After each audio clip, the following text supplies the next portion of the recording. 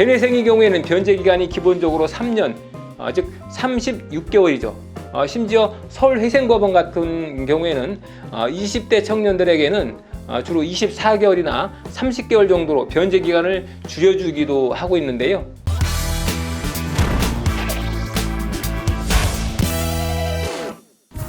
안녕하세요. 김신철 변호사입니다. 개뇌생은 무담보 채무 10억 원 미만의 채무를 해결하는 제도죠. 그래서 이 10억 원을 초과하는 경우에는 개뇌생을 신청할 수가 없는데요. 그런데 최근에 어느 채무자분께서 내 채무가 11억이 조금 넘는데 개뇌생 신청이 가능한지 문의를 주셨는데요. 알고 보니 이분의 경우에는 총 채무가 11억 원이 되었지만은 신청 자격이 있었습니다. 왜냐하면 이분의 채무 중에 신용 채무가 7억이고 상가 건물에 대한 담보 채무가 4억가량이 되었기 때문에 신청 자격이 있었던 거죠. 그러니까 여기서 말하는 10억 원의 채무는 무담보 채무, 즉 신용대출금의 합계 금액을 얘기하는 거죠. 개뇌생 제도는 이 무담보 채무의 경우에는 10억 원, 담보부 채무의 경우에는 15억 원, 그 이하의 채무자를 구제하기 위해서 마련된 제도죠. 그래서 이 합치면 최대 25억 원 이하의 채무까지 개뇌생 신청 자격이 되는 거죠. 그런데 이것을 바꿔 말하면 무담보 채무가 10억을 초과하거나 담보부 채무가 15억 원을 초과하는 경우에는 개뇌생 신청을 할 수가 없다는 얘기죠. 자, 그러면 이런 분들은 어떻게 구제를 받아야 할까요? 이런 분들은 개뇌생 절차가 아닌 일반 회생 절차를 통해서 구제를 받을 수가 있는데요.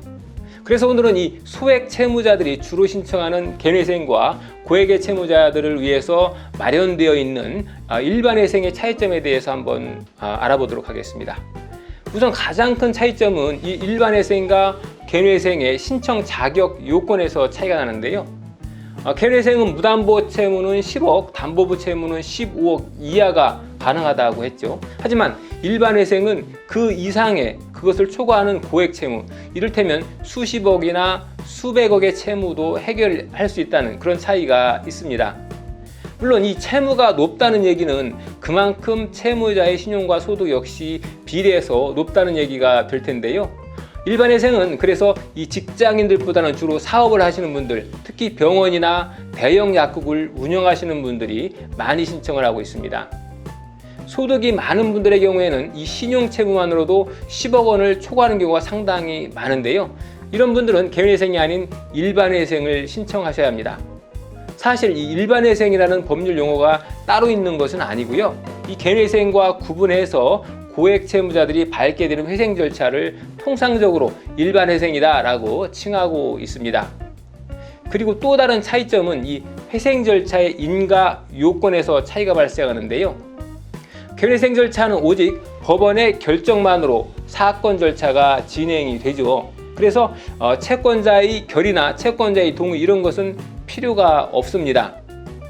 회생법원에서 사건을 검토하고 직권으로 인가 여부를 결정하는 거죠. 그래서 이 개뇌생을 신청하면 변제율이 높든 낮든 특별한 기각 사유가 없으면 다 허용을 해주고 있는 추세죠. 반대로 일반 회생의 경우에는 채권자들의 동의가 꼭 필요합니다. 일반 회생은 이 관계인 집회라는 절차를 거치게 되는데요. 이때 채권자들의 동의가 있어야 인가 결정이 나는 거죠. 일반 회생은 담보 채권자 그룹의 총 금액 중 4분의 3, 무담보 채권자 그룹 중 총 금액이 3분의 2가 동의를 해야만 인가 결정이 나는 그런 가결 요건을 가지고 있습니다. 다만 지난번에도 설명을 드렸었는데요. 채무액 수가 50억 원 이하라면 일반 회생 중에서도 인가 요건이 비교적 덜 까다로운 간이회생이라고 하는 것을 신청할 수가 있죠. 채권자의 동의 비율에서 이 간이회생이 일반 회생보다는 조금 더 유리합니다.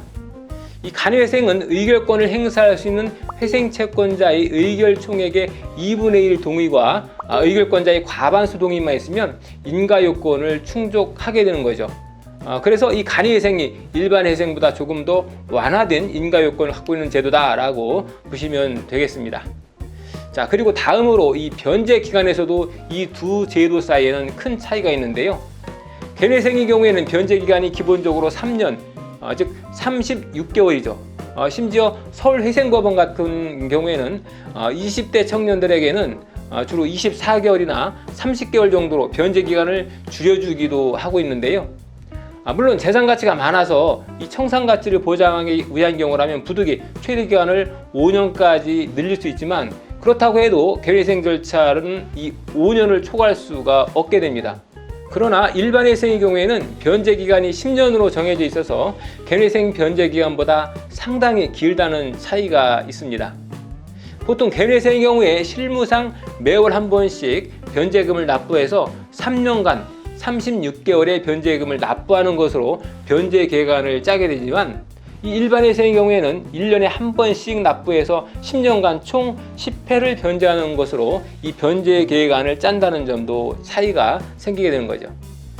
여러 가지를 놓고 봐도 이 개인회생만큼 용이하면서도 유리한 제도는 없겠죠. 하지만 무담보 채무는 10억 원까지 가능하기 때문에 고액 채무자분들은 부득이 간이회생 또는 일반 회생을 고려할 수밖에 없습니다.